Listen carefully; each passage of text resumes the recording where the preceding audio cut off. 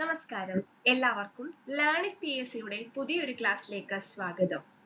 നമ്മൾ ഇന്ന് നോക്കാനായിട്ട് പോകുന്നത് SCERT ടെക്സ്റ്റ് ബുക്ക് 5ാം ക്ലാസ്സിലെ 6ാം ചാപ്റ്ററായ ഇത്തിരി ശക്തി ഒത്തിരി ജോലി എന്നതാണ്. അപ്പൊ നമ്മൾ ടെക്സ്റ്റ് ബുക്കിൽ സ്റ്റാർട്ട് ചെയ്യുന്നത് ഇദ്ദേഹത്തിന്റെ ഈ ചിത്രം കാണിച്ചുകൊണ്ടാണ്. തേങ്ങ പൊളിച്ചുകൊണ്ടിരിക്കുന്ന പരമുചേട്ടനെ കണ്ടില്ലേ? നിങ്ങളുടെ വീട്ടിൽ എങ്ങനെയൊക്കെയാണ് സാധാരണ തേങ്ങ പൊളിക്കാറുള്ളത്? ഇതാണ് നമ്മോട് ചോദിച്ചിട്ടുള്ള ചോദ്യം. അപ്പൊ നമ്മുടെ വീട്ടിൽ എങ്ങനെയൊക്കെയാ സാധാരണ നമ്മൾ തേങ്ങ പൊളിക്കാറ്? മഴ ഉപയോഗിച്ച് ചെയ്യാറുണ്ട്. വെട്ടുകത്തി അല്ലെ, കൂടുതലും നമ്മളിപ്പോ കണ്ടിട്ടുണ്ട് അടുക്കളയിലൊക്കെ നിൽക്കുകയാണെങ്കിൽ അമ്മ ഇങ്ങനെ വെട്ടുകത്തിയൊക്കെ ഉപയോഗിച്ചിട്ട് ഇങ്ങനെ തേങ്ങയൊക്കെ പൊളിക്കുന്ന കാണാറുണ്ട്. ഇനി അച്ഛനെ എടുക്കുകയാണെങ്കിലോ, അച്ഛൻ കൂടുതൽ ഉപയോഗിക്കുന്നത് എന്താണ്? നല്ല എക്സ്പീരിയൻസ്ഡ് ആയിട്ടുള്ള അച്ഛനാണെങ്കിൽ നന്നായിട്ട് നല്ല രീതിയിൽ തന്നെ എന്ത് ചെയ്യും, ഈ വെട്ടുകത്തി ഉപയോഗിച്ച് തേങ്ങ പൊളിക്കാറുണ്ട്. പക്ഷെ കൂടുതലും ഇപ്പൊ അച്ഛന്മാർ എന്താ ചെയ്യുക, തേങ്ങ പൊളിക്കുന്ന ഉപകരണം ഉപയോഗിച്ചാണ് ചെയ്യാറുള്ളത് അല്ലെ. അമ്മമാരും ചെയ്യാറുണ്ട്. ഇനി നമ്മൾ അടുക്കളയിലൊക്കെ കയറുന്ന കൂട്ടത്തിലാണെങ്കിൽ നമുക്കും ചെയ്യാൻ പറ്റും അല്ലെ. നമ്മൾ ഈ 3-4 മാർഗങ്ങൾ തേങ്ങ പൊളിക്കാൻ വേണ്ടി ഉപയോഗിക്കാറുണ്ട്. ഇതിൽ ഏറ്റവും നല്ല മാർഗമായിട്ട് നിങ്ങൾ പ്രിഫർ ചെയ്യുന്ന എന്തായിരിക്കും? അപ്പൊ ഞാനാണെങ്കിൽ പ്രിഫർ ചെയ്യുക തേങ്ങ പൊളിക്കുന്ന ഉപകരണം ഉപയോഗിച്ച് തേങ്ങ പൊളിക്കാനായിട്ടായിരിക്കും നോക്കുക. കാരണം എന്താണ്? എനിക്ക് എന്റെ ജോലി എളുപ്പമാക്കാനാണ് ഇഷ്ടം. അല്ലാതെ നമ്മള് ഇപ്പൊ മഴ ഉപയോഗിച്ച് കുനിഞ്ഞു കിടന്ന് വെട്ടാനോ അല്ലെങ്കിൽ കയ്യിലെടുത്ത് വെട്ടി കൈ മുറിക്കാനോ വെട്ടുകത്തിയൊക്കെ ഉപയോഗിച്ച് അല്ലെങ്കിൽ മെനക്കെട്ട പരിപാടിയാണെന്ന് വിചാരിച്ച് നമ്മൾ എന്ത് ചെയ്യും, തേങ്ങ പൊളിക്കുന്ന ഉപകരണം ഉപയോഗിച്ച് തന്നെയായിരിക്കും കൂടുതൽ പേര് എന്ത് ചെയ്യുക, തേങ്ങ പൊളിക്കാറ്. അതായത് നമ്മുടെ ജോലി എളുപ്പമാക്കുന്നത് കൊണ്ടായിരിക്കുമല്ലോ ഈ ഉപകരണം നമ്മൾ തിരഞ്ഞെടുത്തത്. അപ്പൊ ജോലി എളുപ്പമാക്കുന്ന ഇത്തരം ഉപകരണങ്ങളെ കുറിച്ചാണ് നമ്മൾ ഈ പാഠഭാഗത്ത് പഠിക്കാനായിട്ട് പോകുന്നത്. അപ്പൊ നമുക്ക് വേഗം തന്നെ ക്ലാസ്സിലേക്ക് കടക്കാം. ഇപ്പൊ തേങ്ങ പൊളിക്കാൻ വേണ്ടി നമ്മൾ തേങ്ങ പൊളിക്കുന്ന ഉപകരണമാണ് കൂടുതൽ ഉപയോഗിക്കുന്നതെന്ന് പറഞ്ഞു. കാരണം നമ്മുടെ ജോലി അത് എളുപ്പമാക്കുന്നു അല്ലെ. അപ്പൊ ഇത്തരത്തിൽ ജോലി എളുപ്പമാക്കുന്ന ഉപകരണങ്ങളെ വിളിക്കുന്ന പേരാണ് ലഘുയന്ത്രങ്ങൾ അഥവാ സിമ്പിൾ മെഷീൻസ്. ഓക്കെ, അപ്പൊ എന്താണ് ലഘുയന്ത്രങ്ങൾ? ജോലി എളുപ്പമാക്കുന്ന ഉപകരണങ്ങളെ വിളിക്കുന്ന പേരാണ് അല്ലെങ്കിൽ ഉപകരണങ്ങളാണ് ലഘുയന്ത്രങ്ങൾ അഥവാ സിമ്പിൾ മെഷീൻസ്. അപ്പൊ ചിത്രത്തിൽ കുറേ ലഘുയന്ത്രങ്ങളുടെ ചിത്രമാണ് കാണിച്ചിരിക്കുന്നത്. അപ്പൊ ഏതൊക്കെയാണ് ഈ ലഘുയന്ത്രങ്ങൾ? നിങ്ങൾക്ക് പരിചയമുള്ള ഒരുപാട് ലഘുയന്ത്രങ്ങൾ കാണും. നമ്മുടെ ജോലി എങ്ങനെയൊക്കെ അത് എളുപ്പമാക്കുന്നു നമുക്ക് നോക്കാം. ആദ്യത്തേത് എന്താണ്? ആദ്യത്തേത് ഒരു ചുറ്റികയാണ്. എന്താണ്? ആണിയൊക്കെ ഇളക്കാൻ വേണ്ടിയാണ് ചുറ്റികയുടെ ഒരു കൂർത്ത ഭാഗം നമ്മൾ എന്ത് ചെയ്യുക, യൂസ് ചെയ്യുക. രണ്ടാമത്തെ എന്താണ്? സ്പാനർ. എന്തിനായിരുന്നു സ്പാനർ യൂസ് ചെയ്യുന്നത്? തിങ്സിനെയൊക്കെ ടൈറ്റൻ ചെയ്യാന് അല്ലെങ്കിൽ ലൂസൺ ചെയ്യാന് ഗ്രിപ്പിങ്ങിന് വേണ്ടിയൊക്കെ നമ്മൾ സ്പാനർ യൂസ് ചെയ്യാറുണ്ട്. മൂന്നാമത്തെയാണ് സ്ക്രൂ ഡ്രൈവർ. സ്ക്രൂസിനെയൊക്കെ ഇൻസേർട്ട് ചെയ്യാനും അതോടൊപ്പം തന്നെ റിമൂവ് ചെയ്യാനും വേണ്ടി നമ്മൾ സ്ക്രൂ ഡ്രൈവർ യൂസ് ചെയ്യാറുണ്ട്. നാലാമത്തെ ചിത്രത്തിൽ കാണിച്ചിരിക്കുന്നതാണ് ചവണ അഥവാ ഫോസെപ്സ്. എന്താണ്? വളരെ ചെറിയ വസ്തുക്കളെ പൊക്കിയെടുക്കാനൊക്കെ നമ്മൾ ഈ ഒരു ചവണ അല്ലെങ്കിൽ ഫോസെപ്സ് യൂസ് ചെയ്യാറുണ്ട്. അടുത്തതാണ് നട്ട് ക്രാക്കർ. നമ്മുടെ നട്ട് ക്രാക്ക് ചെയ്യാൻ വേണ്ടി, നമ്മുടെ നട്ടല്ല, നട്ട്സ് ക്രാക്ക് ചെയ്യാൻ വേണ്ടിയാണ് നമ്മൾ നട്ട് ക്രാക്കർ യൂസ് ചെയ്യുക. നെക്സ്റ്റ് കത്തി. കത്തി നമുക്ക് എല്ലാവർക്കും ഭയങ്കര പരിചയമാണ് അല്ലെ. ഇപ്പൊ അടുക്കളയിലൊക്കെ ആയാലും അല്ലെങ്കിൽ തന്നെ നമുക്ക് എന്താണ്, മുറിക്കാനൊക്കെ യൂസ് ചെയ്യുന്നത് കത്തിയാണ്. ദെൻ നാരങ്ങ ഞെക്കി അഥവാ ലെമൺ സ്ക്വീസർ. അപ്പൊ ഇപ്പൊ കൂടുതലും നമുക്ക് നാരങ്ങയൊക്കെ നമ്മൾ വിരൽ കൊണ്ട് പിഴിയുന്നതിനേക്കാൾ ഇപ്പൊ നാരങ്ങ ഞെക്കിയൊക്കെ വീട്ടിൽ വാങ്ങിച്ചു വെച്ച് അത് വെച്ച് യൂസ് ചെയ്യാറുണ്ട്. അതൊക്കെ നമ്മുടെ ജോലി എന്ത് ചെയ്യാണ്, എളുപ്പമാക്കാണ്. അപ്പൊ അത് നാരങ്ങ ഞെക്കി എന്താണ്, ഒരു ലഘു യന്ത്രമാണെന്ന് നമുക്ക് പറയാം. അടുത്താണ് ബോട്ടിൽ ഓപ്പണർ. അപ്പൊ ബോട്ടിലൊക്കെ നല്ല ടൈറ്റ് ആയിട്ടിരിക്കുന്ന ക്യാപ്പ് ഉള്ള ബോട്ടിലൊക്കെ ആണെങ്കിൽ നമുക്ക് ഈ ബോട്ടിൽ ഓപ്പണർ വെച്ച് പെട്ടെന്ന് തുറക്കാനായിട്ട് സാധിക്കും. നെക്സ്റ്റ് കത്രിക അഥവാ സിസേഴ്സ്. എന്തിനാണ്? പേപ്പറോ അല്ലെങ്കിൽ തുണികളോ അങ്ങനെ എന്ത് മുറിക്കാനൊക്കെയാണ് നമ്മൾ കത്രിക യൂസ് ചെയ്യുക. നെക്സ്റ്റ് പുള്ളി. നമ്മുടെ വെല്ലിൽ നിന്ന് അല്ലെങ്കിൽ കിണറ്റിൽ നിന്ന് വെള്ളം കോരാൻ വേണ്ടിയാണ് നമ്മൾ ഈ ഒരു പുള്ളി സിസ്റ്റം യൂസ് ചെയ്യുക. Next wheel ബാരോ. വീൽ ബാരോ എന്തിനു വേണ്ടിയാണ്? മണ്ണൊക്കെ നിങ്ങൾ കണ്ടിട്ടില്ലേ, ആൾക്കാർ ഇങ്ങനെ മണ്ണൊക്കെ കൊണ്ടുപോകാനായിട്ടൊക്കെ വീൽ ബാരോ യൂസ് ചെയ്യാറുണ്ട്. അല്ലെങ്കിൽ സാധനങ്ങളൊക്കെ ക്യാരി ചെയ്യാൻ വേണ്ടി വീൽ ബാരോ യൂസ് ചെയ്യാറുണ്ട്. അതായത് നമ്മുടെ ജോലി എളുപ്പമാക്കുന്ന ഇത്തരം ഉപകരണങ്ങളെല്ലാം എന്താണെന്ന് നമുക്ക് പറയാം, ലഘുയന്ത്രങ്ങൾ അല്ലെങ്കിൽ സിമ്പിൾ മെഷീൻസ് ആണെന്ന് പറയാനായിട്ട് സാധിക്കും. നമുക്ക് അടുത്തതായിട്ട് ഒരു ചിത്രം നോക്കാം. അപ്പൊ ഈ ഒരു മെഷീൻ അല്ലെങ്കിൽ ഈ ഒരു കളിക്കുന്ന സംഭവം നമ്മൾ എല്ലാവരും കണ്ടിട്ടുണ്ടാവും. പ്ലേ ഗ്രൗണ്ടിലൊക്കെ ഒരു വട്ടമെങ്കിലും ഇതിനകത്ത് കയറിയിരിക്കാത്തവരായിട്ട് ആരും ഉണ്ടാവില്ല അല്ലെ. ഇതാണ് നമ്മുടെ സീസോ. അപ്പൊ കൊച്ചുകുട്ടികൾക്ക് ഇപ്പോഴും ഭയങ്കര ഇഷ്ടമാണ് ഈ സീസോയിൽ കയറി കളിക്കാനായിട്ട്. രണ്ടുപേരെ അപ്പുറത്തും ഇപ്പുറത്തും എത്തിയിട്ട് ഒരാൾ പൊങ്ങയും താഴെയും ചെയ്യുന്നതിനനുസരിച്ച് ആ സീസോ വർക്ക് ചെയ്യുന്നതായിട്ട് നമ്മൾ എല്ലാവരും കണ്ടിട്ടുള്ള ഒരു മെഷീനാണ് അല്ലെങ്കിൽ ഒരു യന്ത്രമാണ്. അപ്പൊ നോക്കിക്കേ, ഫസ്റ്റ് ചിത്രത്തില് ഭാരമുള്ളൊരു കുട്ടിയും ഭാരമില്ലാത്തൊരു കുട്ടിയെയാണ് കാണിച്ചിരിക്കുന്നത്. അപ്പൊ ഭാരമുള്ള കുട്ടി എന്ത് ചെയ്തു? നിഷ്പ്രയാസം ഭാരമില്ലാത്ത കുട്ടി എന്ത് ചെയ്യാണ്? പൊക്കി നിർത്തിയിരിക്കുകയാണ് ആണല്ലോ. രണ്ടാമത്തെ ചിത്രത്തിൽ എങ്ങനെയാണ്? രണ്ടുപേർക്കും ഒരേ ഭാരമാണ്, നമുക്ക് കാണുമ്പോൾ മനസ്സിലാവും. അതുകൊണ്ട് അത് തുലനാവസ്ഥയിൽ നിൽക്കുകയാണ്, ബാലൻസ് ചെയ്താണ് അവർ രണ്ടുപേരും എന്ത് ചെയ്യുന്നത്? തുലനം ചെയ്ത് നിൽക്കുകയാണ് സീസോയില്. ഇനി മൂന്നാമത്തെ ചിത്രത്തിലോ ഈ ഒരു ചെറിയ കുട്ടി എന്ത് ചെയ്യുന്നു? നിഷ്പ്രയാസം വലിയ കുട്ടിയെ ഉയർത്തി നിർത്തുന്നു. അങ്ങനെ 3 വിവിധ സന്ദർഭങ്ങളാണ് നമ്മൾ ഈ ചിത്രത്തിൽ കാണിച്ചിട്ടുള്ളത്. അപ്പൊ ഭാരം വ്യത്യാസം ആയിരുന്നിട്ട് കൂടിയും കൊച്ചുകുട്ടിക്ക് വലിയ കുട്ടിയെയും വലിയ കുട്ടിക്ക് കൊച്ചുകുട്ടിയെ എന്ത് ചെയ്യാൻ പറ്റി? പൊക്കി നിർത്താനായിട്ട് സാധിച്ചു. അതേസമയം ഒരേ ഭാരമുള്ള കുട്ടികളായിരുന്നെങ്കിൽ എന്ത് ചെയ്തു? അവരത് ബാലൻസ് ചെയ്ത് നിർത്തുകയും ചെയ്തു അല്ലെ? അപ്പൊ എന്തായിരിക്കും ഇതിന്റെ റീസൺ? നമുക്ക് ഈ ഒരു ഇതിന്റെ എക്സ്പ്ലനേഷൻ അല്ലെങ്കിൽ ഒരു കാരണം നമുക്ക് ഈ ചിത്രത്തിൽ നിന്ന് തന്നെ മനസ്സിലാക്കാനായിട്ട് സാധിക്കും. നോക്കിക്കേ, സീസോ ചലിക്കാൻ ആധാരമാക്കുന്ന ഒരു കുറ്റിയുണ്ട് അല്ലെ? അതാണ്ട് നമ്മുടെ കുറ്റിയെ കണ്ടോ നിങ്ങള്? ഈ സീസോ ചലിക്കാൻ ആധാരമാക്കുന്ന ഒരു കുറ്റിയുണ്ട്. അതോടൊപ്പം എന്താണ് ഇവിടെ ആ കുട്ടി പിടിച്ചിരിക്കുന്ന ഹാൻഡിൽ പോലുള്ള സംഭവമാണ്, രണ്ടുപേരും പിടിച്ചിട്ടുണ്ട്. അപ്പൊ കുറ്റിയുണ്ട്, അതുപോലെ കുട്ടി ഇരിക്കുന്ന സ്ഥാനം ഒന്ന് ശ്രദ്ധിച്ചേ. ഫസ്റ്റ് കേസില് ഭാരമുള്ള കുട്ടി എന്താ ചെയ്യുന്നത്? ഇതിനോട് അടുത്താണ് ഇരിക്കുന്നത്, ഈ കുറ്റിയിൽ നിന്നും അടുത്താണ് ഇരിക്കുന്നത് അല്ലെ? വലിയൊരു ദൂരമുള്ള ഡിസ്റ്റൻസിലൊന്നും അല്ല. ഭാരം ഇല്ലാത്ത കുട്ടിയെ നല്ല ഡിസ്റ്റൻസിൽ മാറ്റിയാണ് ഇരുത്തിയേക്കുന്നത്. അപ്പൊ ഈ ഭാരമുള്ള കുട്ടി എന്ത് ചെയ്യുന്നു? താഴേക്ക് ബലം കൊടുക്കുമ്പോൾ ഭാരമില്ലാത്ത കുട്ടി പൊങ്ങിപ്പോകുന്നു. രണ്ടാമത്തെ കേസിൽ രണ്ടുപേരും ഇരിക്കുന്നത് ഇവിടെ നിന്നും ഒരേ ഡിസ്റ്റൻസിലാണ്, ആധാരമാക്കുന്ന കുറ്റിയിൽ നിന്നും ഒരേ ഡിസ്റ്റൻസിലാണ് ഇരിക്കുന്നത്. അതുകൊണ്ട് തന്നെ അവർക്ക് ബാലൻസ് ചെയ്ത് നിൽക്കാനായിട്ട് സാധിക്കും. മൂന്നാമത്തെ കേസിലോ ഭാരമില്ലാത്ത കുട്ടി ഭാരമുള്ള കുട്ടിയെ പൊക്കുകയാണ്. ഭാരമില്ലാത്ത കുട്ടി എവിടെ ഇരിക്കുന്നത്? ഏറ്റവും അറ്റത്തായിട്ടാണ് ഭാരമില്ലാത്ത കുട്ടി ഇരിക്കുന്നത്. എന്നിട്ട് ആ കുട്ടി താഴേക്ക് ബലം കൊടുക്കുമ്പോൾ ആര് പൊങ്ങുന്നു? ഭാരമുള്ള കുട്ടി ഈ ഒരു കുറ്റിയോട് അടുത്തിരിക്കുന്ന കുട്ടി എന്ത് ചെയ്യുന്നു? പൊങ്ങുകയും ചെയ്യുന്നു. അതായത് സീസോ ചലിക്കാൻ ആധാരമാക്കുന്ന കുറ്റിയും കുട്ടിയിരിക്കുന്ന സ്ഥാനവും നിരീക്ഷിച്ച് നമുക്ക് എന്ത് ചെയ്യാം? ഇതിന്റെ കാരണം നമ്മൾ കണ്ടെത്തി പറഞ്ഞു ആണല്ലോ. വേറൊന്നുമല്ല, വലിയ ഭാരങ്ങൾ ഉയർത്താനും അധ്വാനം ലഘൂകരിക്കാനും ബലമുള്ള ദണ്ഡുകൾ നാം ഉപയോഗപ്പെടുത്താറുണ്ട്. ഇത് ആക്ച്വലി ഒരു റോഡ് അല്ലേ? സ്ട്രോങ് റോഡാണെന്ന് നമുക്ക് പറയാലോ. നമുക്ക് ഭാരത്തെ എന്താ ചെയ്യേണ്ടത്? ഉയർത്താനാണ് ചെയ്യേണ്ടത് അല്ലെ? ഉയർത്തുകയും വേണം, നമ്മുടെ ഹാർഡ് വർക്ക് കുറയ്ക്കുകയും വേണം. അപ്പൊ അതിനുവേണ്ടി നമ്മൾ സ്ട്രോങ് റോഡ്സ് ഉപയോഗിക്കാറുണ്ട്. ഇനി എന്തുകൊണ്ടാണ് ഈ റോഡുകൾ അല്ലെങ്കിൽ ഈ റോഡിന് എന്തുകൊണ്ട് എങ്ങനെ പ്രവർത്തിക്കാനായിട്ട് സാധിക്കുക? കാരണം ഒരു നിശ്ചിത ബിന്ദുവിനെ ആധാരമാക്കിയാണ് ഈ റോഡ് എന്ത് ചെയ്യുന്നത്? ഇവിടെ ഈ കുറ്റിയാണ്, ഈ ഒരു കുറ്റിയെ ആധാരമാക്കിയാണ് ഈ സ്ട്രോങ് റോഡ് എന്ത് ചെയ്യുക? ചലിക്കുക അല്ലെ? അപ്പൊ ഒരു നിശ്ചിത ബിന്ദുവിനെ ആധാരമാക്കി ചലിക്കാൻ ദണ്ഡിന് കഴിയുന്നത് കൊണ്ടാണ് വലിയ ഭാരങ്ങൾ ഉയർത്താനും അധ്വാനം ലഘൂകരിക്കാനും ഈ സ്ട്രോങ് റോഡുകളെ അല്ലെങ്കിൽ ബലമുള്ള ദണ്ഡുകളെ നാം ഉപയോഗപ്പെടുത്തുന്നത്. അപ്പൊ ഈ ചിത്രത്തിൽ നിന്ന് മനസ്സിലായ കാര്യം എന്താണ്? ഒരു നിശ്ചിത ബിന്ദു, ആ നിശ്ചിത പോയിന്റിനെ അല്ലെങ്കിൽ ഒരു ഫിക്സഡ് പോയിന്റിനെ ആധാരമാക്കിക്കൊണ്ടാണ് ഈ ഒരു സ്ട്രോങ് റോഡ് അല്ലെങ്കിൽ ദണ്ഡ് എന്ത് ചെയ്യുക?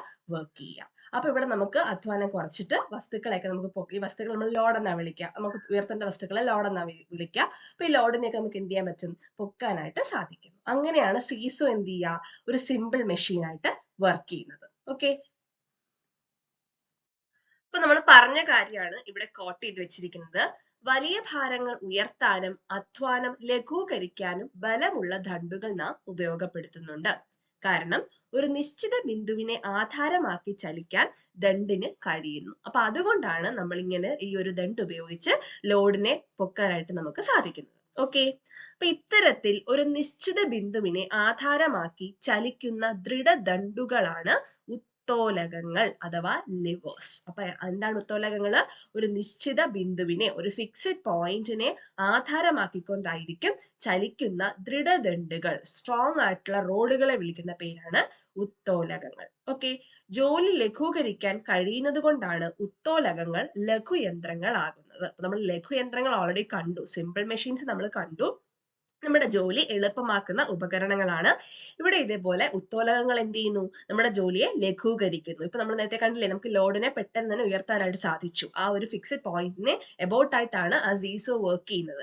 അതുകൊണ്ടാണ് സീസോ ഒരു സിമ്പിൾ മെഷീൻ ആയിട്ട് മാറുന്നത്. അപ്പൊ സീസോ നമുക്ക് എന്താണ് എക്സാമ്പിൾ ആണെന്ന് പറയാം? ഒരു ഉത്തോലകത്തിന് അല്ലെങ്കിൽ ലിവേഴ്സിന് എക്സാമ്പിൾ ആണെന്ന് നമുക്ക് പറയാനായിട്ട് സാധിക്കും. ഉത്തോലകങ്ങൾ ലഘുയന്ത്രങ്ങളാണെന്നും മറക്കാതിരിക്കുക. ഓക്കെ, അപ്പൊ ഒരു നിശ്ചിത ബിന്ദുവിനെ ആധാരമാക്കി ചലിക്കുന്ന ദൃഢദണ്ഡുകളാണ് ഉത്തോലകങ്ങൾ അഥവാ ലിവേഴ്സ്. ഉത്തോലകങ്ങൾ ലഘുയന്ത്രങ്ങളാണ്. ഓക്കെ, ഇനി നമുക്ക് പഠിക്കാനായിട്ടുള്ളത് ഉത്തോലകവുമായി ബന്ധപ്പെട്ട കൺഫ്യൂസിംഗ് ആയിട്ടുള്ള 3 ടേംസ് ആണ്. അപ്പൊ പലർക്കും തിരിഞ്ഞു പോകാറുണ്ട് ഇത്, പലർക്കും മനസ്സിലാവാതുണ്ട്. അപ്പൊ അത് വെച്ചുള്ള ക്വസ്റ്റ്യൻസ് ഒന്നും ചെയ്യാൻ കഴിയാത്തവരുണ്ട്. പക്ഷെ മനസ്സിലായാൽ ഏറ്റവും എളുപ്പമായിട്ടുള്ള ഒരു കൺസെപ്റ്റ് ആണ് ഇനി നമ്മൾ പറയാനായിട്ട് പോകുന്നത്. അപ്പൊ ക്ലിയർ ആയിട്ട് മനസ്സിലായിട്ടുണ്ടെങ്കിൽ ഇതിന്റെ ബാക്കി ഭാഗം ഇതിലും എളുപ്പം നമുക്ക് പഠിക്കാനായിട്ട് സാധിക്കും. ഓക്കെ, അപ്പൊ നമുക്ക് നേരെ ടേംസിലോട്ട് കടക്കാം. നമുക്ക് 3 ടേംസ് ആണ് മെയിൻലി ഉത്തോലകവുമായി ബന്ധപ്പെട്ട് അറിയാനുള്ളത്. നോക്കിക്കേ, ചിത്രത്തിൽ കാണിച്ചിരിക്കുന്നത് ഒരു മനുഷ്യൻ പാരക്കോൽ ഉപയോഗിച്ച് വലിയൊരു പാറക്കല്ല് ഉയർത്തുന്നതായിട്ടാണ്. അതായത് പാരക്കോൽ എന്ന് പറയുമ്പോൾ നമുക്ക് അറിയാമല്ലോ, വീടുകളിലൊക്കെ നമ്മൾ പാര ഉപയോഗിച്ചിട്ട് ഉയർത്തുക എന്നൊക്കെ പറയാറുണ്ട് അല്ലെ. അതൊരു സ്ട്രോങ് ദണ്ടാണ് കേട്ടോ, ഒരു ബലമുള്ള ദണ്ടാണ് ഈ പാരക്കോൽ എന്ന് പറയുന്നത്. അപ്പൊ അത് ഉപയോഗിച്ച് എന്ത് ചെയ്യാണ്, ഇദ്ദേഹം ഒരു വലിയ പാറക്കല്ല് ഉയർത്തുകയാണ്. ഇപ്പൊ ചിത്രത്തിൽ നോക്കിയാൽ നമുക്ക് മനസ്സിലാവും, ഇദ്ദേഹം ഈ ദണ്ടിന്റെ അല്ലെങ്കിൽ ഈ ഒരു സ്ട്രോങ് റോഡിന്റെ അറ്റത്തായിട്ട് ഒരു ബലം കൊടുക്കുന്നുണ്ട്. എങ്ങോട്ടേക്കാ ബലം കൊടുക്കുക? ഈ കല്ലാണ് നമുക്ക് ഉയർത്തേണ്ടത്, ഈ വലിയ കല്ലിനെയാണ് നമ്മൾ ഉയർത്തേണ്ടത്. അപ്പം ലോഡ് എന്ന് പറഞ്ഞിരിക്കുന്നത് ഇതായിരിക്കും, നമ്മുടെ ഈ വലിയ കല്ലാണ് നമ്മുടെ ഈ കേസിലെ ലോഡ് എന്ന് പറയുന്നത് ആണല്ലോ. അപ്പൊ ഈ ലോഡിനെയാണ് അല്ലെങ്കിൽ ഈ വലിയ കല്ലിനെയാണ് അദ്ദേഹം ഉയർത്താനായിട്ട് ശ്രമിക്കുന്നത്.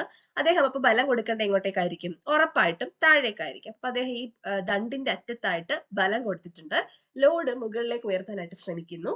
ഇവയുടെ രണ്ടിന്റെ ഇടയ്ക്കായിട്ട് നമ്മൾ ആരും ശ്രദ്ധിക്കാത്ത ഒരു കുഞ്ഞി കല്ല് ഇവിടെ കിടപ്പുണ്ട്. അതുകൊണ്ട് ഒരു ചെറിയ കല്ലിനെ കണ്ടോ ഇവിടെ?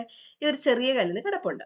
അപ്പൊ നമ്മള് ഉത്തോലകം പഠിച്ചപ്പോ സീസോയുടെ കേസിൽ നമ്മൾ കുറ്റിയെ ആധാരമാക്കിയാണ് സീസോ വർക്ക് ചെയ്യുന്നതെന്ന് പറഞ്ഞു. ആ കുറ്റിയെ ആധാരമാക്കിയിട്ട് ആ സ്ട്രോങ് ദണ്ട് ചലിക്കുമ്പോഴാണ് സീസോയുടെ വർക്കിംഗ് കംപ്ലീറ്റ് ആവുക. അതുകൊണ്ടാണ് സീസോ നമ്മൾ പറഞ്ഞ എന്താണ്, ഒരു ആധാര ബിന്ദുവിനെ അല്ലെങ്കിൽ ഒരു ബിന്ദുവിനെ ആധാരമാക്കി ചലിക്കുന്നത് കൊണ്ട് സീസോ ഒരു ഉത്തോലകമാണെന്ന് പറഞ്ഞു അല്ലെ. ഇപ്പൊ ഇവിടുത്തെ കേസില് ഈ പാരക്കോല് വർക്ക് ചെയ്യുന്ന എങ്ങനെയാന്ന് നോക്കിക്കേ. അതിന് താഴെ, അതായത് ഈ വലിയ കല്ലിന് താഴെ വെച്ചിരിക്കുന്ന ചെറിയ കല്ലിനെ ആധാരമാക്കിയാണ് എന്ത് ചെയ്യുന്നത്, ഈ പാരക്കോല് ചലിക്കുന്നത്. അദ്ദേഹം ബലം താഴേക്ക് കൊടുക്കുമ്പോൾ ഈ കുഞ്ഞു കല്ലിനെ ആധാരമാക്കി എന്ത് ചെയ്യുന്നു, ഈ വലിയ കല്ല് മുകളിലേക്ക് ഉയരുന്നു. അതാണ് പാരക്കോലിന്റെ വർക്കിംഗ് എന്ന് പറഞ്ഞിരിക്കുന്നത്. അപ്പൊ ഇവിടുത്തെ ഫിക്സഡ് പോയിന്റ് അല്ലെങ്കിൽ ആധാര ബിന്ദു എന്ന് പറഞ്ഞിരിക്കുന്നത് ഏതാണ്? ആ ചെറിയ കല്ലാണ് അല്ലെ. അപ്പൊ ഒരു ആധാര ബിന്ദുവിനെ അല്ലെങ്കിൽ ഒരു ബിന്ദുവിനെ ആധാരമാക്കിയാണ് ഈ ഒരു മെഷീൻ അല്ലെങ്കിൽ ഈ ഒരു സംഭവം വർക്ക് ചെയ്യുന്നത്. അങ്ങനെയാണെങ്കിൽ നമുക്ക് ഈ പാരക്കോൽ എന്താണെന്ന് പറയാം? പാരക്കോൽ ഒരു ഉത്തോലകമാണെന്ന് പറയാനായിട്ട് സാധിക്കുന്നു. ആണല്ലോ, പാരക്കോൽ ഒരു ഉത്തോലകമാണ്. അങ്ങനെയാണെങ്കിൽ ഉത്തോലകങ്ങൾ ലഘുയന്ത്രങ്ങളല്ലേ? അപ്പൊ പാരക്കോൽ എന്തുകൂടിയാണ്? ഒരു ലഘുയന്ത്രം അല്ലെങ്കിൽ ഒരു സിമ്പിൾ മെഷീൻ കൂടിയാണെന്ന് പറയാനായിട്ട് സാധിക്കും. നമ്മളിങ്ങനെ ആ വലിയ പാറക്കല്ലിനെ കൈ എടുത്ത് പൊക്കി മാറ്റുന്നതിനേക്കാൾ എളുപ്പത്തിൽ നമുക്ക് എന്ത് ചെയ്യാം, ഈ സ്ട്രോങ് ദണ്ട് ഉപയോഗിച്ച് ആ ചെറിയ കല്ലിനെ ആധാരമാക്കിക്കൊണ്ട് ആ വലിയ ലോഡിനെ അല്ലെങ്കിൽ വലിയ കല്ലിനെ നമുക്ക് പൊക്കാനായിട്ട് സാധിക്കും. അതുകൊണ്ട് തന്നെ പാരക്കോൽ ഒരു ഉത്തോലകവുമാണ്, ലഘുയന്ത്രവുമാണ്. ഓക്കെ ആണല്ലോ. ഇനി നമ്മൾ പറഞ്ഞു, ചിത്രത്തില് താഴേക്ക് അദ്ദേഹം ഈ അറ്റത്തായിട്ട്, ഈ പാരക്കോളിന് അറ്റത്തായിട്ട് താഴേക്ക് അദ്ദേഹം ബലം കൊടുക്കുന്നു. ഒരു കൊച്ചു കല്ല് ഇവിടെ വെച്ചിട്ടുണ്ടെന്ന് പറഞ്ഞു. ആ കല്ലിനെ ആധാരമാക്കിയാണ് ആ വലിയ കല്ല് മൂവ് ചെയ്യുന്നതെന്ന് പറഞ്ഞു.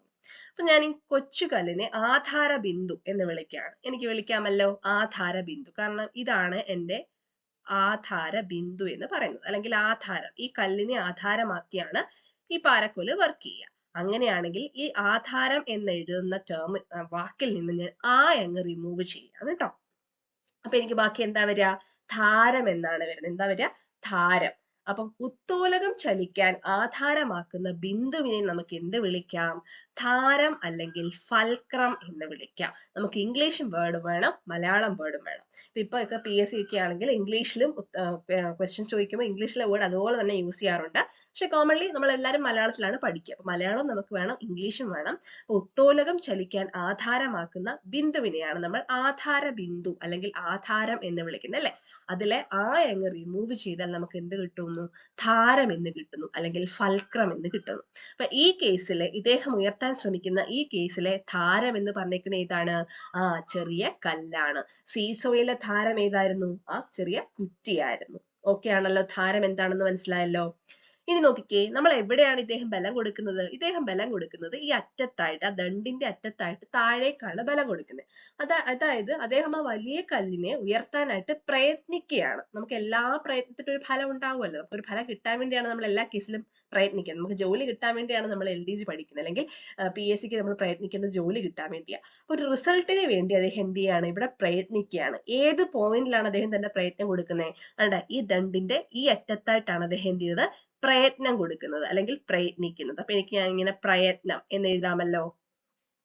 പ്രയത്നം. ഈ പ്രയത്നത്തിലെ ഞാൻ എന്ത് ചെയ്യുന്നു? റിമൂവ് ചെയ്യുന്നു. എല്ലാത്തിലെ ആദ്യത്തെ വേർഡ് അങ്ങ് കളഞ്ഞാൽ മതി. പ്രയത്നത്തിൽ എന്താണ്? പ്രാ റിമൂവ് ചെയ്യാണ്. അപ്പൊ നമുക്ക് എന്ത് കിട്ടുന്നു? യത്നം എന്ന് കിട്ടുന്നു അല്ലെ? എന്താണ്?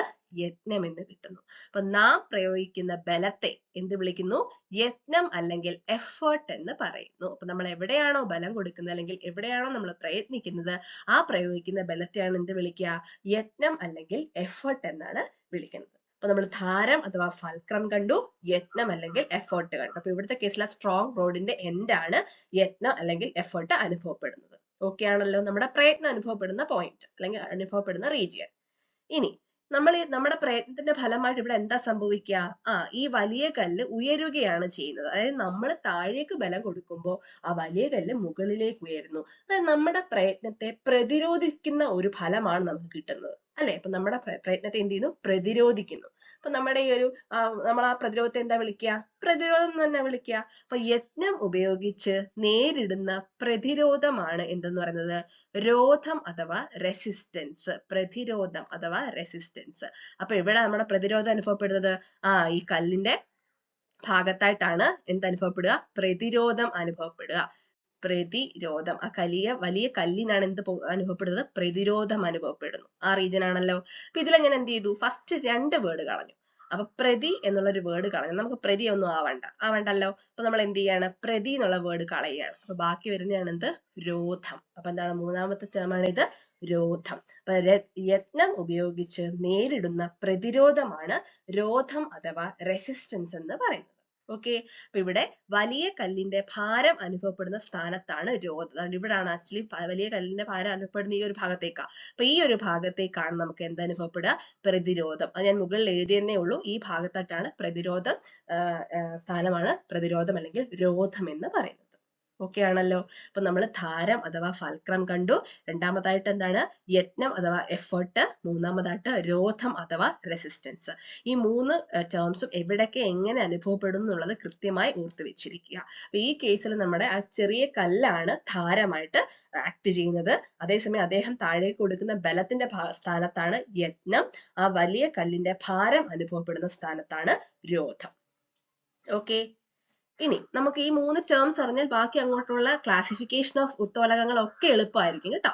അപ്പൊ ആദ്യം പക്ഷേ ഈ 3 കാര്യങ്ങൾ ക്ലിയർ ആയിട്ട് അറിഞ്ഞിട്ടേ മതിയാകൂ. അപ്പൊ അത് ഏതൊക്കെ പോയിന്റ് എവിടൊക്കെയാണെന്ന് കൃത്യമായി മനസ്സിലാക്കുക. ഓക്കെ. ഇത് നിങ്ങൾക്ക് ഈ കാര്യം മനസ്സിലായോ എന്ന് നമുക്ക് നോക്കാം. നമ്മുടെ കയ്യിൽ ഒരു കത്രികയുണ്ട്. കത്രികയാണല്ലോ ഇരിക്കുന്നത്. അപ്പൊ കത്രിക ഒരു ഉത്തോലകമാണോ? കത്രികയിൽ എവിടൊക്കെയാണ് ഈ 3 ഭാഗങ്ങളെന്ന് നമുക്ക് നോക്കാം. അപ്പൊ കത്രിക വർക്ക് ചെയ്യുന്നത് ദാണ്ട ഈ ഒരു പോയിന്റിനെ ആധാരമാക്കിയായിരിക്കുമല്ലോ. ഈ ഒരു പോയിന്റ് ആണ് നടുക്ക് കാണിച്ചിരിക്കുന്നത്. അപ്പൊ ആ പോയിന്റിനെ ആധാരമാക്കിയാണ് നമുക്കൊരു പേപ്പർ ഒക്കെ മുറിക്കാനായിട്ട് കത്രിക കൊണ്ട് സാധിക്കുന്നത്. അങ്ങനെയാണെങ്കിൽ ആ പോയിന്റ് എന്തായിരിക്കും? ആ പോയിന്റ് കത്രികയുടെ ആധാര ബിന്ദുവാണ് അല്ലെങ്കിൽ ആധാരമാണ്. ആ വെട്ടിയാൽ ബാക്കി എന്താ വരിക? അപ്പൊ ഇവിടാണ് കത്രികയുടെ ധാരം എന്ന് പറയുന്നത്. ഓക്കെ ആണല്ലോ? ഇനി നമ്മൾ എവിടെയാണ് നമ്മുടെ ബലം കൊടുക്കുന്നത്? ഒരു പേപ്പർ മുറിക്കാൻ വേണ്ടി നമ്മൾ കത്രികയിൽ ബലം കൊടുക്കുന്നത് എവിടെയാണ്? ഉറപ്പായിട്ടും നമ്മൾ 2 വിരലുകളെ കയറ്റി ഈ ഭാഗത്തിൽ നമ്മൾ യത്നിക്കുക അല്ലെങ്കിൽ ഈ ഒരു ഭാഗത്താണ് നമ്മൾ ബലം കൊടുക്കുന്നത്. അപ്പൊ ആ സ്ഥാനമാണ് എന്ത്? കത്രികയിലുള്ള യത്നം അഥവാ എഫർട്ട് എന്ന് പറയുന്നത് ആ സ്ഥാനമാണ്. ഓക്കെ ആണല്ലോ? ഇനി ഈ ബലം ഉപയോഗിച്ച് നേരിടുന്ന പ്രതിരോധം എവിടെയാണ്? അതായത് നമ്മൾ ഇവിടെയാണ് പേപ്പർ വെക്കുക. ഈ ഭാഗത്തായിട്ടാണ് പ്രതിരോധം അനുഭവപ്പെട്ട് എന്താ സംഭവിക്കുന്നത്? ആ ഒരു പേപ്പർ മുറിഞ്ഞു പോകുന്നത്. ആ പേപ്പറിന് ഇഷ്ടം എന്താണ്? മുറിയാതിരിക്കുക എന്നുള്ളതാണ് ഇഷ്ടം. പക്ഷെ നമ്മുടെ ബലത്തിന് വിപരീതമായിട്ട് ആ പേപ്പർ എന്ത് ചെയ്യാണ്? മുറിയുകയാണ്. അതായത് ഒരു പ്രതിരോധം അവിടെ നമ്മുടെ ബലം സൃഷ്ടിക്കുന്നു ആ പേപ്പറിനായിട്ട്. അപ്പൊ നമ്മുടെ രോധം എന്ന് പറഞ്ഞിരിക്കുന്നത് എവിടെ ആയിരിക്കും? ഇവിടെ ആയിരിക്കും കത്രികയുടെ രോധം അഥവാ റെസിസ്റ്റൻസ് എന്ന് പറഞ്ഞിരിക്കുന്ന സ്ഥാനം. ഓക്കെ ആണല്ലോ? ഇനി പാരക്കോലിന് എന്ത് വ്യത്യാസമാണ് കത്രികയ്ക്കുള്ളതെന്ന് നോക്കിക്കേ. പാരക്കോൽ എന്ന് പറയുമ്പോൾ സ്ട്രോങ് ദണ്ടാണ്. 3 പോയിന്റ് ഒക്കെ ഉണ്ടായിരുന്നു. പക്ഷെ നമ്മുടെ കത്രികയുടെ കേസിൽ എങ്ങനെയാണെന്ന് നോക്കിക്കേ. ഒരു ധാരത്തെ ആധാരമാക്കി 2 ദൃഢദണ്ഡുകൾ എന്ത് ചെയ്യുന്നുണ്ട്? 2 ദൃഢദണ്ഡുകൾ ചലിക്കുന്നുണ്ട് അല്ലെ? അപ്പൊ രോധം അനുഭവപ്പെടുന്ന സ്ഥാനത്ത് 2 ദൃഢദണ്ഡുകൾ ചലിക്കുന്നുണ്ട്. നമ്മൾ കൊടുക്കുന്ന ബലമാണെങ്കിൽ 2 ദൃഢദണ്ഡിലേക്കാണ്. അപ്പോ ഒരു ധാരത്തെ ആധാരമാക്കി 2 ദൃഢദണ്ഡുകൾ ചലിക്കുന്നു. അപ്പൊ നാം ഉപയോഗിക്കുന്ന പല ഉത്തോലകങ്ങളിലും ഇതുപോലെ ഒന്നിൽ കൂടുതൽ ദൃഢദണ്ഡുകൾ ഉൾപ്പെടുന്നുണ്ട്. അപ്പൊ കത്രിക അതിന് ടിപ്പിക്കൽ എക്സാമ്പിൾ ആണ്. പാരക്കോലിൽ ഒരൊറ്റ ദൃഢദണ്ഡേ ഉണ്ടായിരുന്നുള്ളൂ. എന്നാൽ കത്രികയിൽ രണ്ട് ദൃഢദണ്ഡുകളുണ്ട്. ഒരു പ്രസ്താവനയായിട്ട് നിങ്ങൾക്ക് എക്സാമിന് ഇങ്ങനെ വന്നാൽ പല ഉത്തോലകങ്ങളിലും ഒന്നിൽ കൂടുതൽ ദൃഢദണ്ഡുകൾ ഉൾപ്പെടുന്നു എന്ന് ചോദിച്ചാൽ ഈ പ്രസ്താവന എന്താണ്? ശരിയാണ്. ഇപ്പൊ പാരക്കോല് വെച്ച് മാത്രം നമ്മൾ നോക്കരുത്. പാരക്കോലും കത്രികയും രണ്ടെണ്ണത്തിന് ഉദാഹരണമാണ്. പാരക്കോൽ എന്ന് പറയുമ്പോൾ ഒറ്റ ദൃഢദണ്ഡേ ഉള്ളൂ, കത്രികയിൽ രണ്ട് ദൃഢദണ്ഡുകളുണ്ട്. അപ്പോൾ ആ പ്രസ്താവന ശരിയാണെന്ന് മനസ്സിലാക്കുക. അപ്പൊ ഒരു ഉത്തോലകം കിട്ടിയാൽ, അപ്പൊ കത്രിക ഒരു ഉത്തോലകമാണെന്ന് നമുക്ക് മനസ്സിലായി. ധാരം എന്ന് പറഞ്ഞിരിക്കുന്ന പോയിന്റിനെ അടിസ്ഥാനമാക്കിയാണ്, ആധാരമാക്കിയാണ് കത്രിക വർക്ക് ചെയ്യുന്നതെന്ന് പറഞ്ഞു. മാത്രമല്ല കത്രിക നമ്മുടെ ജോലിയെ എളുപ്പമാക്കുന്നത് കൊണ്ട് കത്രിക ഒരു സിമ്പിൾ മെഷീൻ അല്ലെങ്കിൽ ലഘു യന്ത്രമാണെന്ന് കൂടി നമുക്ക് മനസ്സിലാക്കാം. അപ്പൊ ഇതിലെ ഒരു ഉത്തോലകം നിങ്ങളുടെ കയ്യിൽ കിട്ടിയാൽ ആ ഉത്തോലകത്തിലെ ആധാരബിന്ദു ഏതാണ്, അല്ലെങ്കിൽ ധാരം എവിടെയാണ്, യത്നം എവിടെയാണ്, രോധം എവിടെയാണെന്ന് കൃത്യമായി അടയാളപ്പെടുത്താൻ നിങ്ങൾക്ക് കഴിയുന്നുണ്ടെങ്കിൽ ഇതിന്റെ ബാക്കി ഭാഗം നമുക്ക് ക്ലിയർ ആയിട്ട് ഒരു കൺഫ്യൂഷൻ ഇല്ലാതെ പഠിക്കാനായിട്ട് സാധിക്കും. ഒരു ടെൻഷനും വേണ്ട. ഇത്രയാണ് ആക്ച്വലി എന്ത് നമ്മുടെ ഉത്തോലകം എന്ന് പറയുന്ന ചാപ്റ്റർ, അല്ലെങ്കിൽ ലഘുയന്ത്രം എന്ന് പറയുന്ന ചാപ്റ്റർ ഇത്രയേ ഉള്ളൂ. ഇതിനെ അടിസ്ഥാനമാക്കി കുറച്ചുകൂടെ ഹയർ ആയിട്ടുള്ള കാര്യങ്ങൾ അങ്ങോട്ട് പോകുമ്പോൾ പഠിക്കുന്നു എന്നുള്ളതേ ഉള്ളൂ. അപ്പൊ ഇത് ക്ലിയർ ആക്കി ബേസ് ആക്കി വെച്ചുകൊണ്ട് ബാക്കി കാര്യങ്ങൾ നമുക്ക് നോക്കാം. ഓക്കെ അപ്പൊ നമ്മുടെ ടേംസ് നിങ്ങൾക്ക് ഒന്നുകൂടെ ക്ലിയർ ആയോ നോക്കാം. ഇവിടെ കാണിച്ചിരിക്കുന്ന ലഘുയന്ത്രമാണ് ഇത്, നാരങ്ങ ഞെക്കി അഥവാ ലെമൺ സ്ക്വീസർ അല്ലെ. നോക്കിക്കേ, എവിടെയൊക്കെ ധാരം, എവിടെയായിരിക്കും ധാരം, എവിടെയായിരിക്കും യത്നം, എവിടെയായിരിക്കും രോധം. നോക്കാം. നമ്മൾ ബലം കൊടുക്കുന്ന എവിടെയാണ്? ഈ നാരങ്ങ ഞെക്കിൽ എവിടെയാ ബലം കൊടുക്കുന്ന നാരങ്ങ പിഴിയാൻ വേണ്ടി? ഈ ഭാഗത്ത് നമ്മൾ വിരലുകൾ കൈ വെച്ചിട്ടാണ് നമ്മൾ ബലം കൊടുക്കുക അല്ലെ. അപ്പൊ ഈ ഭാഗം ഏതായിരിക്കും? യത്നം അഥവാ എഫേർട്ട് ആയിരിക്കും. ഞാൻ ഇനി മുതൽ യാ അല്ലെങ്കിൽ ഇ എന്നേ എഴുതത്തുള്ളൂ. ഓക്കെ, എഫേർട്ടിന്റെ ഇ. ഓക്കെ ആണല്ലോ. അപ്പൊ നമ്മൾ കൊടുക്കുന്ന യത്നം നമുക്ക് മനസ്സിലായി. ആ പോയിന്റിലാണ് നമ്മുടെ യത്നം അഥവാ എഫേർട്ട് അനുഭവപ്പെടുക. ഇനി എവിടെയാണ് നമ്മൾ നാരങ്ങ വെച്ചിട്ട് നാരങ്ങയ്ക്ക് പ്രതിരോധം അനുഭവപ്പെടുന്ന എവിടെയാണ്? ഈ കുഴിയുടെ ഈ ഭാഗത്താ അല്ലെ പ്രതിരോധം. ഏത് പോയിന്റിനെ അടിസ്ഥാനമാക്കിയാ നാരങ്ങ ഞെക്കി വർക്ക് ചെയ്യുന്നത്? കണ്ട് ഇവിടെ ഒരു പോയിന്റ് ഉണ്ട്. ഈ ഒരു ബിന്ദുവിനെ ആധാരമാക്കിയായിരിക്കും നാരങ്ങ ഞെക്കി വർക്ക് ചെയ്യുക. അങ്ങനെയാണെങ്കിൽ ഈ ബിന്ദുവിനെ നമുക്ക് എന്ത് വിളിക്കാം? ധാരം അഥവാ എന്താണ്?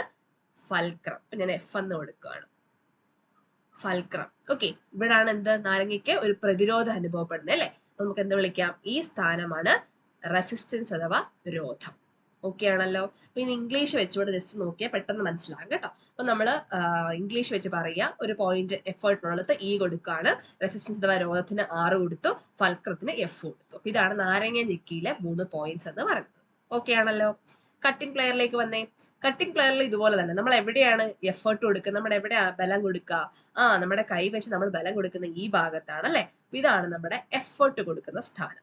ഓക്കെ, അപ്പൊ നമ്മുടെ എഫേർട്ട് കൊടുക്കുന്ന സ്ഥാനം ഇവിടെയാണെന്ന് മനസ്സിലാക്കാം. ഇനി എവിടെയാണ് നമ്മുടെ പ്രതിരോധം, അല്ലെങ്കിൽ ആ ഒരു കട്ടിംഗ് പ്ലെയറിൽ വെച്ചേക്കുന്ന വസ്തുവിന് പ്രതിരോധം അനുഭവപ്പെടുന്ന എവിടെയാണ്? എവിടെ അനുഭവപ്പെടുക? അതാണ് ഇവിടെ ആയിട്ടായിരിക്കും പ്രതിരോധം അനുഭവപ്പെടുന്നത് അല്ലെ. ഇതാണ് നമ്മുടെ പ്രതിരോധം അഥവാ രോധം, റെസിസ്റ്റൻസ് 6.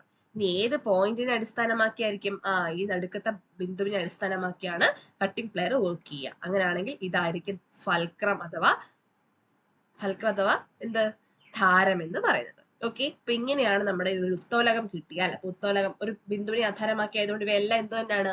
ഉത്തോലകം അല്ലെങ്കിൽ ലിവർ ആണെന്ന് നമുക്ക് മനസ്സിലാക്കാം. അവർ സിമ്പിൾ മെഷീൻസ് കൂടെ ആണെന്നും ഓർത്തു വെച്ചിരിക്കാം. ഓക്കെ ഇനി നമ്മൾ ഈ പഠിച്ചതിന്റെ അടിസ്ഥാനത്തിലേക്കാണ് നമ്മൾ ക്ലാസിഫിക്കേഷൻ ഓഫ് ലിവേഴ്സിലേക്ക് പോകുന്നത്. അതായത് ഉത്തോലകങ്ങളുടെ തരംതിരിവിലേക്ക് നമ്മൾ കടക്കുകയാണ്. നോക്കിക്കേ, ധാരം, രോധം, യത്നം എന്നിവയുടെ സ്ഥാനത്തെ അടിസ്ഥാനമാക്കി ഉത്തോലകങ്ങളെ പ്രധാനമായും 3ആയി തരംതിരിച്ചിരിക്കുന്നു. അപ്പൊ നമുക്ക് 3 തരത്തിലുള്ള ഉത്തോലകങ്ങളെ കുറിച്ചാണ് പഠിക്കാനായിട്ടുള്ളത്. വളരെ വളരെ എളുപ്പമാണ്. പക്ഷെ നമുക്ക് ആ പറഞ്ഞ 3 ടേംസ് ഉണ്ടല്ലോ, ധാരം, രോധം, യത്നം എന്നീ ടേംസ്, അവിടെ സ്ഥാനങ്ങൾ കൃത്യമായി അറിഞ്ഞാൽ മാത്രമേ തെറ്റാതെ നമുക്ക് ക്ലാസിഫൈ ചെയ്ത് പഠിക്കാനായിട്ട് സാധിക്കൂ. ഇത് എക്സാമിന് സ്ഥിരം കണ്ടുവരുന്നൊരു ചോദ്യമാണ്. ഇപ്പൊ കത്രിക താഴെ തന്നിരിക്കുന്നതിൽ ഏത് വർഗ ഉത്തോലകത്തിന് ഉദാഹരണമാണ്? അങ്ങനെയായിരിക്കും കൂടുതലും ചോദിക്കുന്നത്. പിന്നെ സ്റ്റേറ്റ്മെന്റ്സിലോട്ടൊക്കെ തിരിഞ്ഞത് കൊണ്ട് ഇപ്പൊ പല ഉദാഹരണങ്ങൾ ഒരുമിച്ച് വന്നിട്ട് ശരിയായ പ്രസ്താവന ഏത്, തെറ്റായ പ്രസ്താവന എന്നും പറഞ്ഞ് ചോദിക്കാറുണ്ട്. അതുകൊണ്ട് കാര്യം മനസ്സിലായാൽ മാത്രമേ ഒരു വസ്തു കിട്ടിയാൽ അത് ഏത് വർഗ ഉത്തോലകങ്ങളാണെന്ന് നമുക്ക് പറയാനായിട്ട് സാധിക്കും. അപ്പൊ നോക്കിക്കേ, അപ്പൊ ഈ 3 ടേംസ് അല്ലെങ്കിൽ 3 ധാരം, രോധം, യത്നം എന്നിവയുടെ സ്ഥാനത്തെ അടിസ്ഥാനമാക്കി നമ്മൾ തിരിച്ചേക്കുന്ന 3ആയിട്ടാണ് ഉത്തോലകങ്ങളെ. ഒന്ന് ഒന്നാം വർഗ ഉത്തോലകം, 2 രണ്ടാം വർഗ ഉത്തോലകം, 3 മൂന്നാം വർഗ ഉത്തോലകം. ഓക്കെ, ഇനി നമുക്കിത് ഇംഗ്ലീഷിൽ ഞാൻ പറഞ്ഞു, ലെറ്റേഴ്സിന് ഞാൻ FRE എന്നീ ലെറ്റേഴ്സ് കൊണ്ട് സൂചിപ്പിക്കുകയാണെന്ന് പറഞ്ഞു അല്ലെ, ആ 3 പോയിന്റ്സിന്.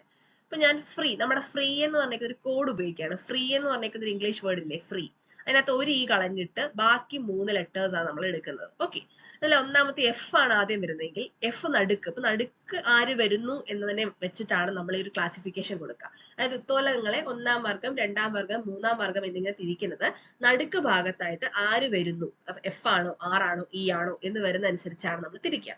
അപ്പൊ നടുക്ക് ഭാഗത്ത് ആദ്യം എഫ് ആണ് വരുന്നതെങ്കിൽ, ഫ്രീ എന്നതിലെ എഫ് ഫൽക്രം അഥവാ ധാരമാണ് വരുന്നതെങ്കിൽ അത് 1-ാം വർഗ ഉത്തോലകമായിരിക്കും. ആദ്യം വരുന്നത് എഫ്, നടുക്ക് ആദ്യം വരുന്നത് എഫ് ആണെങ്കിൽ ആദ്യ വർഗ ഉത്തോലകം അല്ലെങ്കിൽ 1-ാം വർഗ ഉത്തോലകം.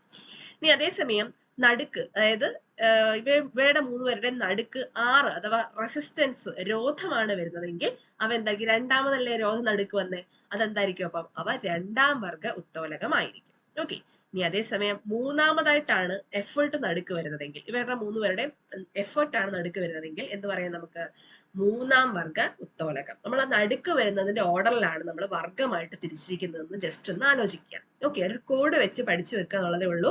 അതാകുമ്പോൾ തിരിഞ്ഞു പോകത്തില്ല. അപ്പൊ മധ്യത്തിലായിട്ട് ആര് വരുന്നു എന്നതിന്റെ അടിസ്ഥാനത്തിലായിട്ടാണ് നമ്മൾ ഉത്തോലകങ്ങളെ 3ആയിട്ട് തിരിച്ചിരിക്കുന്നത്. ആദ്യമായിട്ട് ഫൽക്രം അഥവാ ധാരമാണ് നടുക്ക് വരുന്നതെങ്കിൽ ആദ്യം വന്നത് കൊണ്ട് അത് 1-ാം വർഗ ഉത്തോലകം. രണ്ടാമതായിട്ട് നടുക്ക് വരുന്നത് രോധമാണെങ്കിൽ 2-ാം വർഗ ഉത്തോലകം. മൂന്നാമതായിട്ടാണ് നടുക്ക് ആര് വരിക, എഫേർട്ട് വരിക. അപ്പൊ എഫേർട്ട് നടുക്കാ വരുന്നതെങ്കിൽ അത് 3-ാം വർഗ ഉത്തോലകമായിരിക്കും. ഓക്കെ, ഇനി നോക്കി, എളുപ്പമാണ്. 1-ാം വർഗ ഉത്തോലകം, ധാരം മധ്യത്തിൽ വരുന്ന ഉത്തോലകമാണ് 1-ാം വർഗ ഉത്തോലകം. മധ്യത്തിൽ ആര് വരുന്നു എന്ന് മാത്രം നോക്കിയാൽ മതി. ധാരം അഥവാ ഫൽക്രം, ഫ്രീ എന്ന് പറയുന്ന പോയിന്റിലെ ഫസ്റ്റ് ലെറ്റർ എഫ് ആണ് നടുക്ക് വരുന്നതെങ്കിൽ അത് 1-ാം വർഗ ഉത്തോലകം. ഇനി രോധം മധ്യത്തിൽ വരുന്ന ഉത്തോലകമാണ് 2-ാം വർഗ ഉത്തോലകം. റെസിസ്റ്റൻസ് ആറാണ് നടുക്ക് വരുന്നതെങ്കിൽ അത് 2-ാം വർഗ ഉത്തോലകം. ഇനി യജ്ഞം മധ്യത്തിൽ വരുവാണെങ്കിൽ അത് 3-ാം വർഗ ഉത്തോലകം. ഇങ്ങനെയാണ് നമ്മൾ ഉത്തോലകങ്ങളെ ഇവയുടെ സ്ഥാനത്തിന്റെ അടിസ്ഥാനത്തിൽ 3ആയിട്ട് തിരിച്ചിരിക്കുന്നത്. അപ്പൊ ഈ ഒരു കോഡ് വെച്ച് പഠിച്ചു വെച്ചാൽ, മധ്യത്തിൽ ആര് വരുന്നു എന്നുള്ള രീതിയിൽ കോഡ് വെച്ച് പഠിച്ചു വെച്ചാൽ വേഗം നമുക്ക് ചെയ്യാനായിട്ട് സാധിക്കും. ഉദാഹരണങ്ങൾ ഒന്നും തന്നെ കാണാതെ പഠിക്കരുത്. കത്രി ഇത്ര വർഗ ഉത്തോലകമാണ്, സ്റ്റാപ്ലർ ഇത്ര വർഗ ഉത്തോലകം, അങ്ങനെ കാണാതെ പഠിച്ചാൽ നമുക്ക് അത് ചെയ്യാൻ പറ്റില്ല. തിരിഞ്ഞു പോകും. എക്സാം ഹാളിൽ കയറുമ്പോൾ ക്വസ്റ്റ്യൻ കാണുമ്പോൾ നമുക്ക് തിരിഞ്ഞു പോകും. അതുകൊണ്ട് കാര്യം മനസ്സിലായിട്ട് ഇത് എവിടെ വരുന്നു എന്നതിന്റെ അടിസ്ഥാനത്തിലുള്ള വർഗീകരണവും അതോടൊപ്പം എക്സാമ്പിൾസിലെ ഈ 3 പോയിന്റ്സ് ആദ്യം നിങ്ങളൊന്ന് അടയാളപ്പെടുത്തി നോക്കുക. അതനുസരിച്ച് വേണം വർഗം ഏതാണെന്ന് പറയാനായിട്ട്. അത് നമുക്ക് ഉദാഹരണങ്ങൾ ചെയ്യുമ്പോൾ നോക്കാം, ക്ലിയർ ആയിക്കോളും. ഓക്കെ, നിങ്ങൾക്ക് ഈ ക്ലാസിഫിക്കേഷൻ ഓഫ് ഉത്തോലകങ്ങൾ, ലിവേഴ്സിന്റെ ക്ലാസിഫിക്കേഷൻ പഠിക്കാനായിട്ട് ഫ്രീ എന്നൊരു കോഡല്ലേ നമ്മൾ പഠിച്ചേക്കുന്നത്. ഇനി അത് ബുദ്ധിമുട്ടായിട്ടുള്ളവർക്ക് വേറൊരു കുഞ്ഞി കോഡ് പറഞ്ഞുതരാം. ഇപ്പൊ ഫോർ എക്സാമ്പിൾ നമ്മളൊരു എക്സാമിനേഷൻ നടത്താണ്. ക്ലാസ്സിലെ ഫസ്റ്റ് 3 പേര് എന്ത് ചെയ്തു, ആദ്യം 1, 2, 3 സ്ഥാനങ്ങൾ അവർക്ക് കിട്ടി. ഇപ്പൊ 1-ാം സ്ഥാനം കിട്ടുന്ന കുട്ടിക്കും എന്ത് കൂടുതലായിരിക്കും, മാർക്ക് കൂടുതലായിരിക്കും. അതായത് ധാരയായിട്ട് മാർക്ക് എന്ത് ചെയ്യാണ്, അവൾ ഓരോ സ്റ്റാൻഡേർഡ് കഴിയുമ്പോഴും ആ കുട്ടിക്ക് ധാരയായിട്ട് ഇങ്ങനെ മാർക്ക് കൂടിക്കൊണ്ടിരിക്കുകയാണ്. അങ്ങനെയാണെങ്കിൽ ആ കുട്ടി 1-ാമത് വരുള്ളൂ. അപ്പൊ ധാരയായിട്ട് എന്ത് ചെയ്യുന്നു, മാർക്ക് കൂടുന്നു. അങ്ങനെ ആ കുട്ടി 3 പേരിൽ 1-ാമത് എത്തി. അപ്പൊ ധാരം നടുക്ക് വരുന്നെങ്കിൽ അത് എന്താണെന്ന് പറയാം, ധാരം നടുക്ക് വരുന്നെങ്കിൽ അത് ഫസ്റ്റ് ഓർഡർ 1-ാമത്തെ കുട്ടിയെ ആലോചിക്കുക. ധാരയായി മാർക്ക് കിട്ടിയപ്പോ ആ കുട്ടി ക്ലാസ്സിൽ 1-ാമത് എത്തി. അങ്ങനെയാണെങ്കിൽ ധാരം മധ്യത്തിൽ വരുന്നെങ്കിൽ, യജ്ഞത്തിനും രോധത്തിനും ഇടയ്ക്ക് ധാരം മധ്യത്തിൽ വരുന്നെങ്കിൽ അത് ഫസ്റ്റ് ഓർഡർ ലിവർ ആണ്, അല്ലെങ്കിൽ 1-ാം വർഗ ഉത്തോലകമാണെന്ന് പഠിക്കാം. ഓക്കെ, ഇനി എന്താണ് 2-ാമത്തെ കുട്ടി. 1-ാമത്തെ കുട്ടിയെ കമ്പയർ ചെയ്യുമ്പോൾ 2-ാമത്തെ കുട്ടിക്ക് ധാരയായിട്ട് മാർക്ക് കിട്ടുന്നതിൽ എന്തോ ഒരു പ്രതിരോധം നേരിട്ടു, എന്തോ ഒരു ചെറിയ തടസ്സം അല്ലെ. അതുകൊണ്ടാണല്ലോ ആ കുട്ടി 2-ാമതായിട്ട് പിന്തള്ളപ്പെട്ടത്. അപ്പൊ 1-ാമത്തെ കുട്ടിയെ കമ്പയർ ചെയ്യുമ്പോൾ ഈ കുട്ടിക്ക് ഒരു പ്രതിരോധം സംഭവിച്ചു. അപ്പൊ 2-ാമത്തെ കുട്ടി അതുകൊണ്ടാണ് 2-ാമതായി പോയത് അല്ലെ. അപ്പൊ രോധമാണ് മധ്യത്തിൽ വരുന്നതെങ്കിൽ എന്ത് പറയാം, നമുക്ക് മധ്യത്തിൽ വരുന്നവ മാത്രമേ ആലോചിക്കാമൂ. രോധമാണ് മധ്യത്തിൽ വന്നത് കൊണ്ടാണ് ആ കുട്ടി 2-ാമതായി പോയത്. അപ്പൊ രോധം മധ്യത്തിൽ വരുമ്പോൾ അത് സെക്കൻഡ് ഓർഡർ ലിവർ ആണ്, അല്ലെങ്കിൽ 2-ാം വർഗ ഉത്തോലകമാണെന്ന് പറയാം. ഓക്കെ, ഇനി 3-ാം വർഗ ഉത്തോലകം എന്ന് പറയുന്നത് 3-ാമത്തെ കുട്ടിയല്ലേ ഉള്ളൂ. ആ കുട്ടി എന്ത് ചെയ്യുന്നുണ്ട്, പ്രയത്നിക്കുന്നുണ്ട്. പക്ഷെ ഒരു റിസൾട്ട് കിട്ടുന്നില്ല. ആ കുട്ടിക്ക് മുന്നോട്ട് വരാനായിട്ട് സാധിക്കുന്നില്ല. ധാരയായിട്ട് മാർക്കും കിട്ടുന്നില്ല. പ്രതിരോധം കുറച്ച് കൂടുതലുമാണ്, എന്നാൽ പ്രയത്നം ഉണ്ട് താനും. അപ്പൊ 3-ാമത് ആരാണ്, 3-ാമത്തെ കുട്ടി 3-ാമതായിട്ട് പിന്തള്ളാനുള്ള കാരണം തന്നെ യജ്ഞമുണ്ട്, പ്രയത്നമുണ്ട്, പക്ഷെ റിസൾട്ട് ഇല്ല അല്ലെ. അപ്പൊ യജ്ഞം നടുക്ക് വരികയാണെങ്കിൽ എന്ത് പറയാം നമുക്ക്, യജ്ഞം നടുക്ക് വന്നത് കൊണ്ടാണ് ആ കുട്ടി 3-ാമതായത്. യജ്ഞമുണ്ട് പക്ഷെ റിസൾട്ട് ഇല്ല. അതാണ് യജ്ഞം മധ്യത്തിൽ വരുന്നെങ്കിൽ അത് മൂന്നാം വർഗ ഉത്തോലകമാണ് അല്ലെങ്കിൽ തേർഡ് ഓർഡർ ലിവർ ആണെന്ന് പറയാനായിട്ട് സാധിക്കുന്നു. അപ്പൊ ഈ ഒരു കോഡ് ഉപയോഗിച്ചും നിങ്ങൾക്ക് ഓർത്ത് വെച്ചിരിക്കാം. എങ്ങനെയാണെങ്കിലും നമുക്കൊരു ഉത്തോലകം തന്നാൽ ആ ഉത്തോലകം ഏത് വർഗത്തിൽ പെടുന്നു എന്നുള്ളത് കൃത്യമായി മനസ്സിലാക്കിയിരിക്കണം. ഇത് കാണാതെ പഠിച്ച് എക്സാമ്പിൾസ് ഇന്ന വർഗ ഉത്തോലകമാണ്, കത്രിക 1, പാക്കുവെട്ട് 2 അങ്ങനെ പഠിച്ചുകൊണ്ടിരുന്നാൽ നമുക്ക് മറന്നു പോകത്തതേ ഉള്ളൂ, കൺഫ്യൂസിങ് ആവാത്തതേ ഉള്ളൂ, കുറച്ചുകൂടെ ബുദ്ധിമുട്ടായിട്ട് ടോപ്പിക്ക് തോന്നും. പക്ഷെ ഇങ്ങനെ എന്തെങ്കിലും ഒരു കോഡ് പഠിച്ചു വെച്ചാൽ നിങ്ങൾക്ക് കൃത്യമായിട്ട് അത് ഓർത്തിരിക്കാനായിട്ട് സാധിക്കും, പിന്നെ തെറ്റത്തതേ ഇല്ല. ഓക്കെ. ഓക്കെ, അപ്പോൾ നമ്മൾ ഇന്ന് പഠിച്ചത് ലഘുയന്ത്രങ്ങളെക്കുറിച്ചും ഉത്തോലകങ്ങളെക്കുറിച്ചുമായിരുന്നു. അപ്പോൾ ലഘുയന്ത്രങ്ങൾ എന്താണെന്ന്, നമ്മുടെ ജോലി എളുപ്പമാക്കാൻ കഴിയുന്ന ഉപകരണങ്ങളാണ് അവയെന്ന് നമ്മൾ കണ്ടെത്തി. അവയുടെ കുറച്ച് ഉദാഹരണങ്ങളും എളുപ്പമാക്കുന്ന ജോലിയെക്കുറിച്ചും നമ്മൾ പറഞ്ഞിട്ടുണ്ടായിരുന്നു.